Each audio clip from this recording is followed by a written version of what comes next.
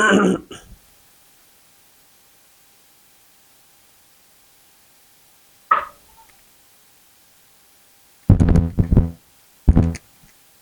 দর্শক, আসসালামু আলাইকুম। আশা করি আপনারা সকলে ভালো আছেন। আমি সাথে আছি ইসমাইল হোসেন, দেখছেন ইসমাইল মিডিয়া সেন্টার। তো আজকে শুরুতে আমাদের প্রধান অতিথি মুফতি আবুল খায়ের মাহমুদী আমাদের সাথে রয়েছে, যুক্ত হয়েছে আপনাদের সাথে বর্তমান প্রেক্ষাপট, বাংলাদেশের পরিস্থিতি এবং আহ, তার জীবন বৃত্তান্ত আমরা শোনার চেষ্টা করব। আমাদের শুরুতে তাকে ইনভাইট করা হয়েছে। আজকে আমাদের অতিথি হিসাবে থাকবেন মুফতি আবুল খায়ের মাহমুদী, সুমধুর কণ্ঠস্বর বক্তা মুফাসসির কোরআনের, আহ, উত্তর টাঙ্গাইলের। তো তার সাথে আমরা কথা বলার চেষ্টা করব। আসসালামু আলাইকুম ভাই। ওয়ালাইকুম আসসালাম ওয়া রাহমাতুল্লাহি ওয়া বারাকাতুহু। তো কেমন আছেন আপনি? আলহামদুলিল্লাহ, আল্লাহর রহমতে আমি অনেক ভালো আছি। আল্লাহ পাকের শুকরিয়া। আল্লাহ সুবহানাহু ওয়া তাআলা আমাকে অনেক ভালো রেখেছেন। সব মিলে আমি আল্লাহ পাকের শুকরিয়া আদায় করছি। আলহামদুলিল্লাহ। আপনি কেমন আছেন? জি, ভালো আছি।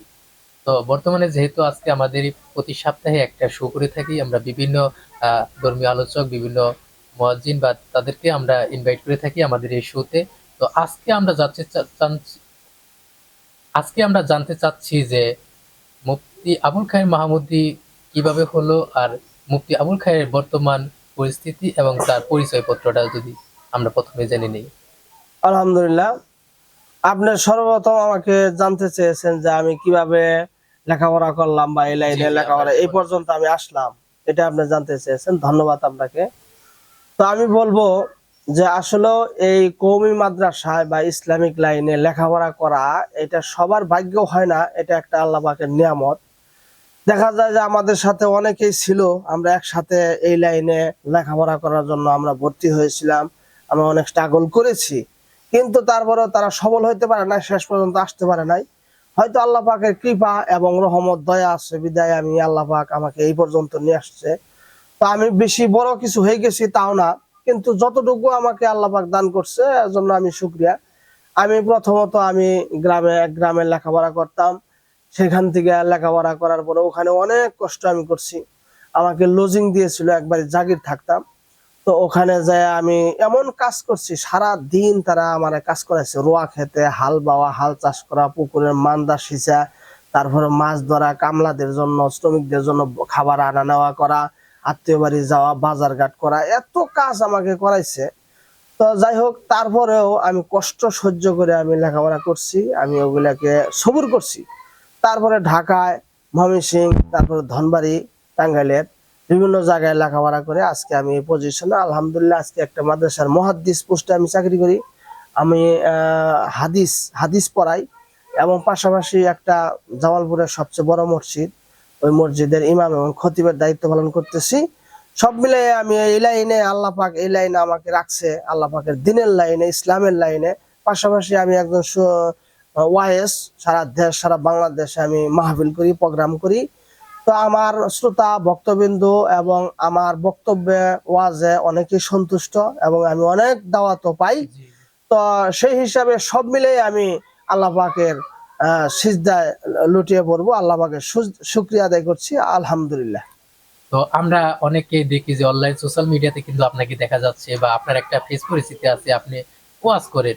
তো আপনার এই ওয়াজের বয়স কত এবং কিভাবে এটা শুরু হলো, আপনি কিভাবে এই জায়গায় আসলেন? আমার ওয়াজের বয়স আসলে কি, আমি তো একজন টিচার হিসেবে আসছি, অর্থাৎ কওমি মাদ্রাসা যে সিলেবাস, সেই সিলেবাসে আমি একজন দক্ষ স্কিলফুল শিক্ষক হিসেবে আমি ওখানে আছি। তো আমি যে কোনো বিভাগের যে কোনো সিলেবাসের কিতাব সেগুলো আমি পড়াইতে সক্ষম আলহামদুলিল্লাহ। তো আমি দীর্ঘদিন যেমন শিক্ষকতার পাশাপাশি আমি নিজেকে ট্রাই করতে শুরু করলাম যে আমি কিভাবে মানুষের মাঝে ইসলামের কথা সুন্দরভাবে বক্তব্যের মাধ্যমে আমি উপস্থাপন করতে পারি, সেই বিষয়ে আমি যখন মনোযোগী হইলাম, নিজেরও এখানে চেষ্টাও আছে। যেমন আমি একা একা বসে থাকি, আমি একটা জিনিস কিভাবে মানুষের সামনে, শ্রোতাদের সামনে আমি কিভাবে তুলে ধরবো, সেটা আমার একটা প্রস্তুতি থাকে। আমি নিজে নিজে প্রস্তুতি নেই, প্রস্তুতি নেওয়ার পরে আমি হুবহু ওইটাই আবার শ্রোতাদের সামনে সুন্দরভাবে উপস্থাপনা করার চেষ্টা করি। এটা অনেকে মনে করে যে মানে বয়ানে বসলেই মনে হয় বয়ান হয়ে যায়, আসলে বিষয়টা এরকম না। এর আগে একজন বক্তা বা ওয়াইএস, তার অনেক শ্রম থাকে, অনেক প্রিপারেশন থাকে, অনেক প্রস্তুতি থাকে, তারপরে সে একজন আস্তে আস্তে ধীরে ধীরে সে বক্তব্যের লাইনে এমন পর্যায়ে যায়, মানুষ তার বক্তব্যটাকে পছন্দ করে, খুব ভালোবাসে। তো আমিও এইভাবে এই ধারাবাহিকতায় আমি আসতেছি। তো আমি আজকে থেকে, আমি আগে থেকেই ওয়াজ করি, ময়দানে কাজ করি, তারপরেও কিন্তু বিগত 4-5 বছর যাবত আমি খুব ওতপ্রোত ভাবে আমি এটার মধ্যে লাগাই আছি। আমি অনেক কাজ করতেছি, স্ট্রাগল করতেছি, মানুষ আমাকে দাওয়াত দিতেছে, আমিও আলহামদুলিল্লাহ প্রত্যেকটা মাহফিলে যত কাজই থাক অ্যাটেন্ড করার জন্য চেষ্টা করতেছি আলহামদুলিল্লাহ। তো বর্তমানে সময়ে আমাদের দেশের যে একটা পরিস্থিতি, আপনি হয়তো জুলাই মাসের যে কাহিনীটা, 31শে জুলাই, সেটা আপনি অবশ্যই জানেন। দেশের পরিস্থিতিও কিন্তু অন্যরকম একটা পর্যায়ে গিয়েছে। সেটাও আমি আপনাদের সাথে জানার চেষ্টা করি। এই যে আমাদের সামনে যে নির্বাচন, এই নির্বাচনেও কিন্তু একটা অন্যরকম একটা পরিস্থিতি তৈরি হয়েছে। তো আপনি দেশের সম্বন্ধে কি জানেন বা দেশ সম্বন্ধে কি বলতে চান, যে বর্তমান যে দলগুলো আছে, আপনি কি তাদের ভাষা কি, আপনার কি বলতে চাচ্ছেন তাদের আলহামদুলিল্লাহ, কাছে? আপনাকে ধন্যবাদ, কারণ আপনি একটা চমৎকার একটা প্রশ্ন করছেন। এই সময় উপযোগী এই প্রশ্নটা এখানে দরকার ছিল। তো আপনার প্রশ্নের উত্তরে আমি বলতে চাই যে আসলে আমরা বাংলাদেশের মানুষ, আমরা ছোট্ট একটা বাংলাদেশে বসবাস করি। আমাদের দেশের অর্থনৈতিক অবস্থা অন্যান্য দেশের চেয়ে অনেক কম। কম। আমাদের অস্ত্র বস্ত্র ধনে বলে সব দিক সব দিয়ে আমরা দিকেই কম। কম। শুধু আমরা পেয়েছি সুজলা সুফলা, একটা সবুজ শ্যামল বাংলাদেশ পেয়েছি, এটাই আমাদের পাওয়া। জি। এর বাইরে কিন্তু আমাদের অস্ত্র বলে ধনে বলে আমরা কিন্তু যারা উন্নত দেশ তাদের সাথে টক্কর দেওয়ার কোনো সামর্থ্য আমাদের নেই। নেই। এই বাংলাদেশে অনেক মুসলিম, যেখানে 95% মুসলমান আছে, সেই মুসলিম দেশে আসলেও ইসলামিক মুসলমানের সংখ্যা বেশি, আলেম ওলামাদের সংখ্যা বেশি, পীর মাশায়েখের সংখ্যা বেশি। এখানে তথাকথিত অর্থাৎ সুপরিচিত দুইটা দল আমাদের বাংলাদেশে, অনেক প্রাচীন দল, বিএনপি আর আওয়ামী লীগ। সরাসরি আমরা যদি বলতে চাই, তো বিএনপি আর আওয়ামী লীগ তারা কাজ করতেছে, তারা ক্ষমতায় বারবার, একবার এক দল আসছে, আবার গেছে, আবার আসছে, এইভাবে উত্থান পতন হয়েছে। তো আবার 24-এ যখন আমাদের গণ অভ্যুত্থান হলো, সেই আন্দোলনে আমরা নতুন একটা বাংলাদেশ ফিরে পাইলাম। তো এখন রাজনীতি পরিস্থিতিটা একটা ছড়ায় ছিটাই গেছে, একটা এলোমেলো অবস্থা হয়ে গেছে।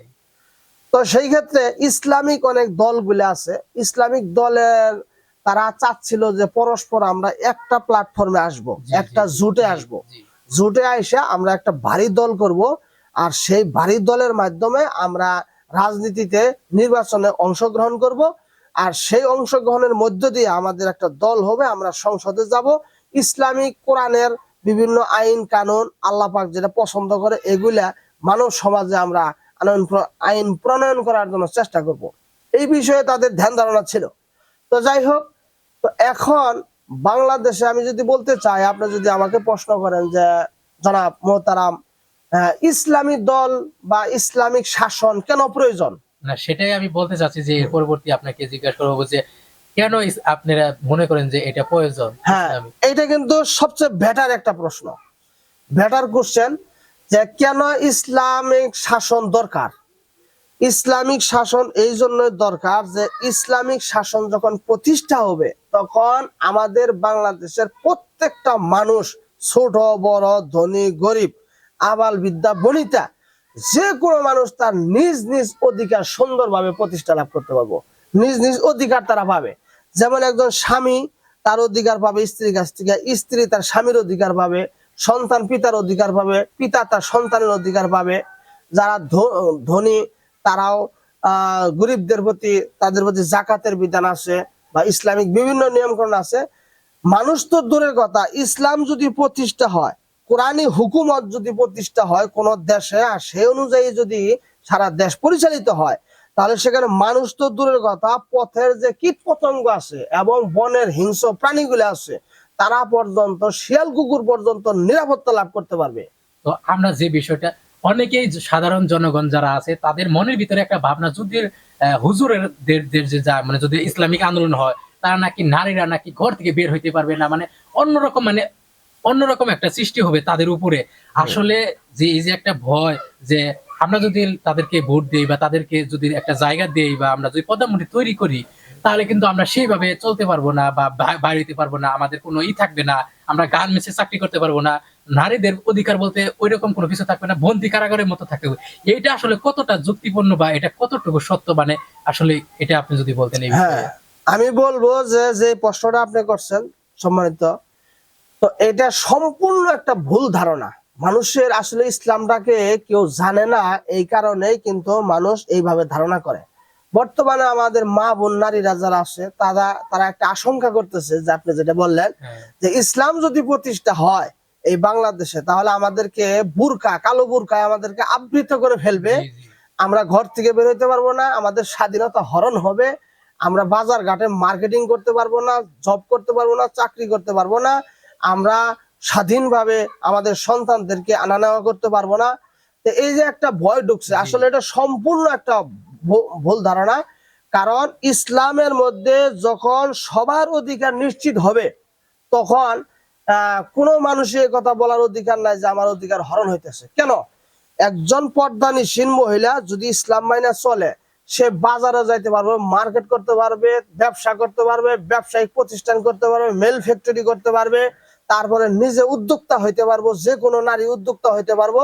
কিন্তু তার জন্য নির্দিষ্ট নীতিমালার মধ্যে যখন থাকবে, তখন তার এটা আরো বেশি নিরাপত্তা হবে, জি, তার স্বাধীনতার আরো বেশি নিরাপত্তা হবে। আমি মনে করি একজন নারী, ওই যে কোরআনের মধ্যে ইসলামের মধ্যে আল্লাহ রসুল বলছে যে যখন ইসলাম প্রতিষ্ঠিত হয়, ইয়ামেন শহর থেকে সনা শহর পর্যন্ত একজন মানুষ রাত্রের অন্ধকারে, যুবতী একজন মানুষ একা চলবে, কিন্তু তার মনের মধ্যে এই আশঙ্কা থাকবে না যে আমাকে কেউ আক্রমণ করতে পারে। জি, জি, ঠিক প্রত্যেকটা মানুষ রাতের একটা দুইটা একজন নারী রাস্তা দিয়ে তার নিজ কাজ করতে থাকবে, তার নিজের ব্যক্তিগত কাজ করতে থাকবে, অফিস আদালত করতে থাকবে। একটা মানুষ চোখ তার দিকে তাকাইতে পারবে না খারাপ দৃষ্টিতে, এবং তার নিরাপত্তা আরো নিশ্চিত হবে, নিজের স্বাধীনতা নিশ্চিত হবে, তারপরে নিজের মার্কেটিং নিশ্চিত হবে, নিজের সন্তানদেরকে লালন পালন করাটা নিশ্চিত হবে, তারপরে তার অধিকার নিশ্চিত হবে। এবং কি সে যদি উদ্যোক্তা হইতে চায়, মেল ফ্যাক্টরি করতে চায়, ব্যবসা বিজনেস করতে চায়, জি। এটা তার জন্য একবারে স্বাধীনভাবে করতে পারবে। কারণ ইসলাম তার